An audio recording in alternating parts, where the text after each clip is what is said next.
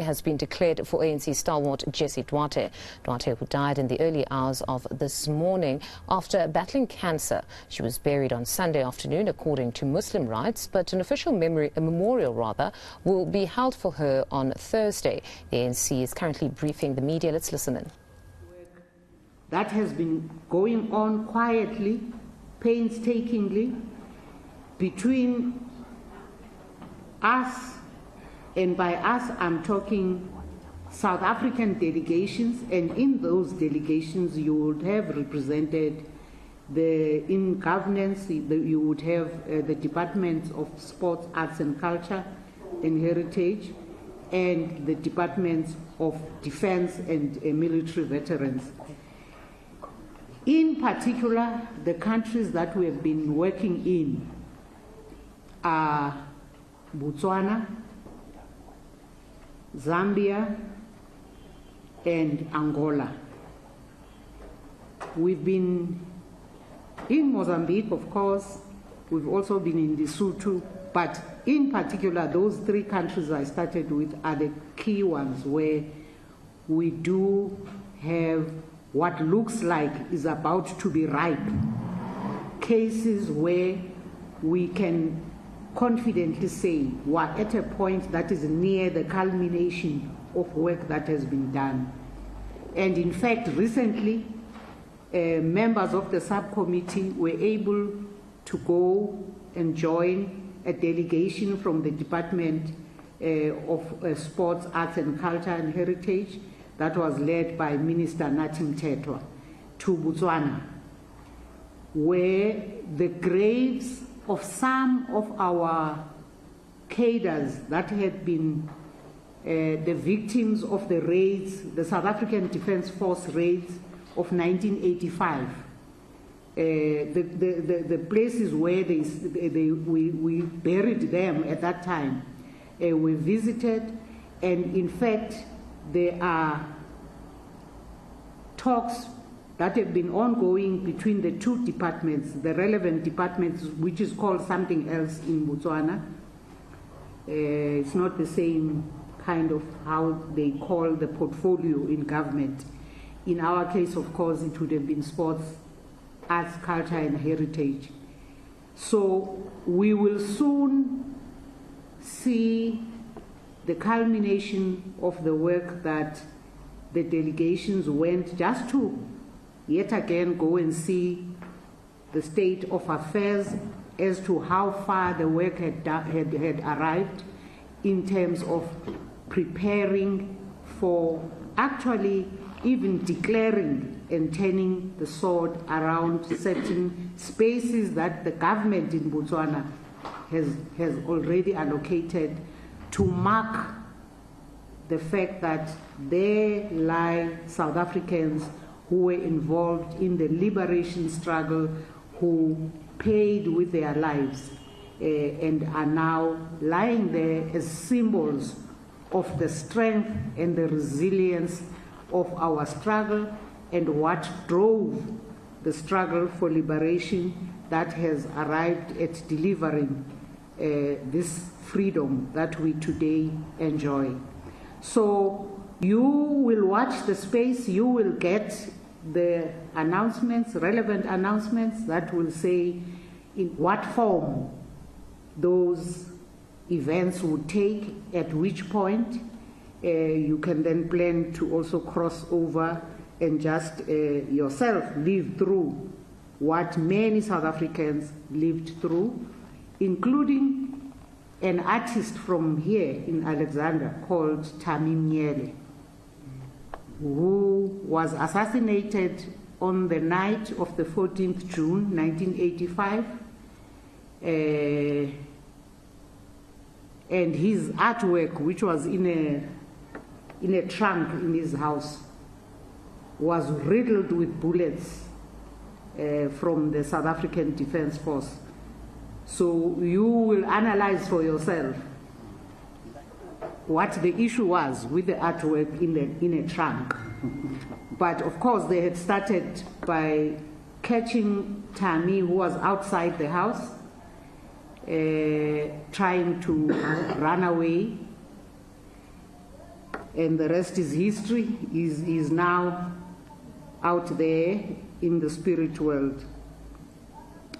The last point I want to highlight is simply that it is our hope and wish as people charged with this specific task of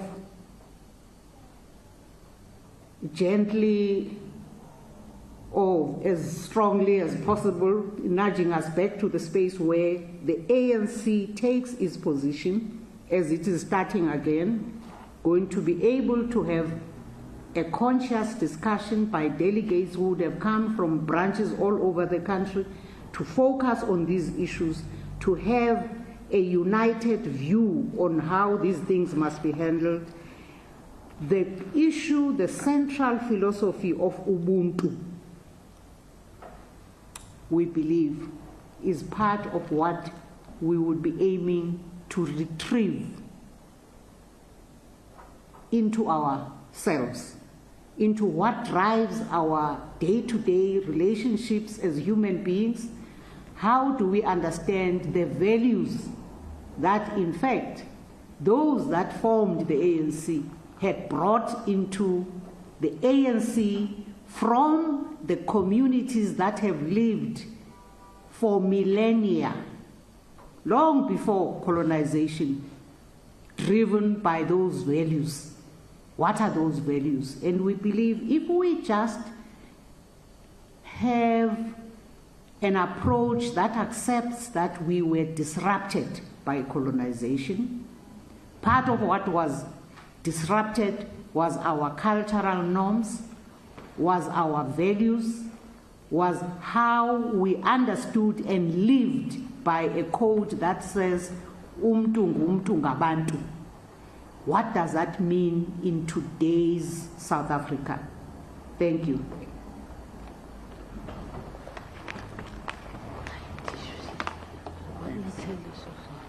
Okay, thank you very much, Mambalega, for that input.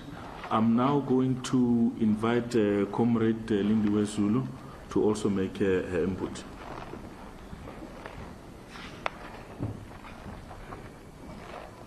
Thank you very much, and thank you, Sis Balega, Comrade Balega, for that brief. I also just wanted to indicate that the work of the Committee on Archives also has an impact on the work that is done by international relations, because this is a history and a journey that still needs to be recorded both internally and externally. And so as a subcommittee of international relations, we relate very well, because we still need to be involved ourselves in terms of, we have to be involved ourselves in terms of engaging continuously with the liberation movements in the region, but other political parties that we worked with during the time of liberation struggle. I also would like to thank you for the poem that you did for Comrade Jessie. We also are really still feeling the pain, and as I said yesterday, that the reason why we're continuing with the work and not having to stop is because in celebrating her, she would have expected us to continue doing the work, because the conference is around the corner, and therefore we have to do what we're doing today. And we are very much aware of the fact that the whole nation actually is mourning her, because she is one of those people who contributed immensely to the liberation struggle.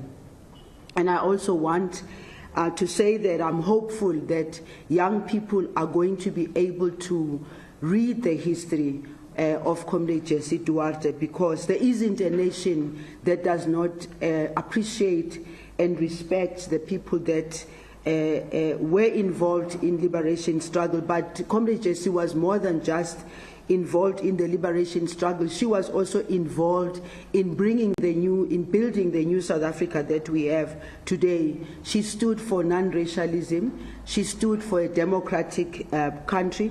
She stood for freedom, and she stood in particular for the emancipation of women.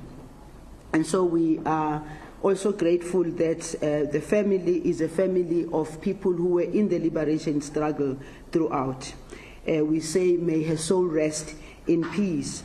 And so today, as we are presenting our document, we thought it might be a good idea for us, before we even deal with the document itself, which I'm aware that every one of you have seen the document. I'm hoping that you did go through the document, so that when we come here, we are just doing a summary of the document.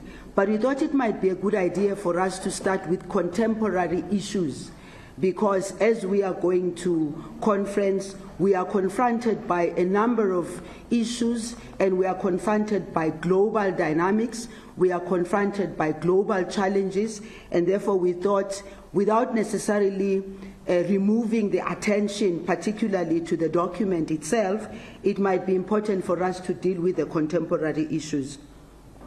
We also would like to indicate that this document that we are presenting is also going to be a document of debate by all branches, and we are hoping that branches will take a greater interest on international relations, because international relations has got a great impact on us. Right now we're struggling with food prices, we're struggling with oil prices, we're struggling with petrol because of the dynamics of what is happening globally.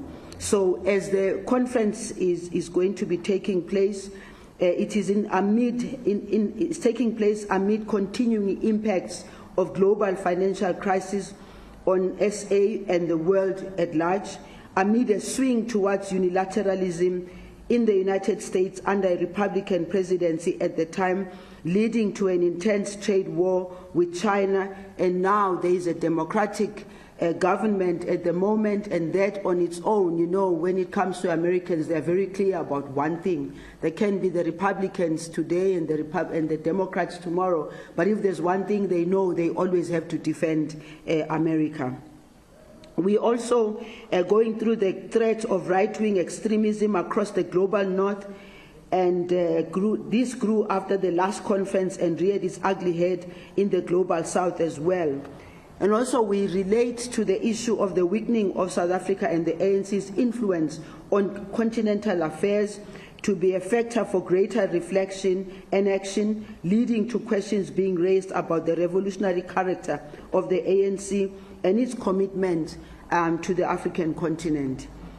Yet our widely praised role in leading a united Africa response to COVID-19 demonstrated our potential to consensually lead the continent in the fight against other major challenges like poverty and underdevelopment.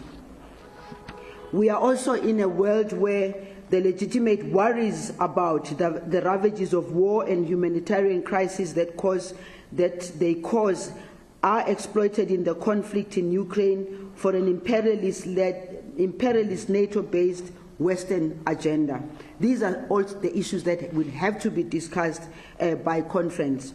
The policy, and also what will need to be discussed is even our response as a government, our response as the African National Congress to these dynamics. Conference will have to discuss that, and don't forget that we'll be discussing this with the hope that when we go to the National Conference itself, policy changes, if there are any, policy strengthenings, if there are any, shall be finalized at conference.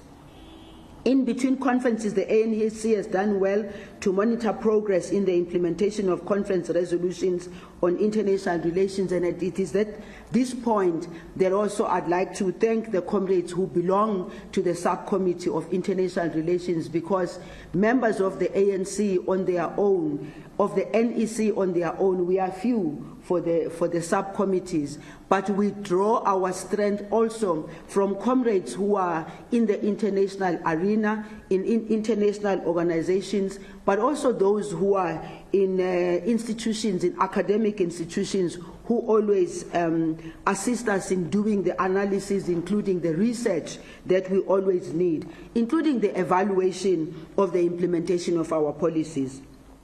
In some cases, developments narrowed our policy choices in practice. For instance, keeping Israel out of Africa and Morocco out of the AU until it accepted the need to genuinely deal with Sahrawis' right to self-determination were not as successful. Progress on climate change remains minimal. The road towards a development-oriented world trade regime remains tortuous, and reforms of international financial institutions remain pending. And this, for Africa, it's been going on for a very long time. A combination of international and domestic conditions explain the incomplete implementation of resolutions such as withdrawing from the ICC and downgrading of the Embassy of Israel. These are all the issues that... All right, those are live visuals there from Luthuli House, where senior ANC members, among them Lindiwe Zulu there that you would have heard, that are hosting a media dialogue just going through the policy discussion. But